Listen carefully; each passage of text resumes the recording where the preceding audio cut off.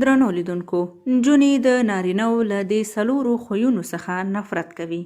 ښځینه نازک طبیعته مخلوق دی. دوی یو خاص ظرافت لري. دوی غواړي نارینه د دوی په اشاره پوه شي.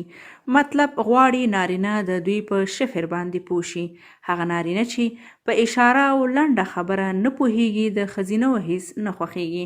د ښځینه‌و یو بل نه خوښیدونکي نارینه بیا هغه خلک دي چې د کلام او خبرو عفت نه مراعت کوي او څه چې په خوله ورځي هغه وایي. ښځینه هرې مسئلې او هرې خبرې ته فوراً نه تیاریږي. مطلب دوی ته باید لومړی په یوه بله بهانه خبرې پیل شي او وروسته ورته خپل مطلب بیان شي. که یو نارینه هڅه وکړي مخامخ دوی ته د مطلب خبره وکړي، نو ډیر وخت په دې کار باندې د نارینه څخه خوابدي کیږي. ډیری ښځینه ظریف او نازک خیاله نارینه خوښوي. د مثال په ډول کله چې یو نارینه د دوی د ورځې د څه ډول تیریدو احوال اخلي او یا هم که لږ شان وټوخیږي او یا یې تبه شي، نو فوراً ورته وایي چې ډاکټر ته ولاړ شو. د دوی دا ډول نارینه خوښیږي.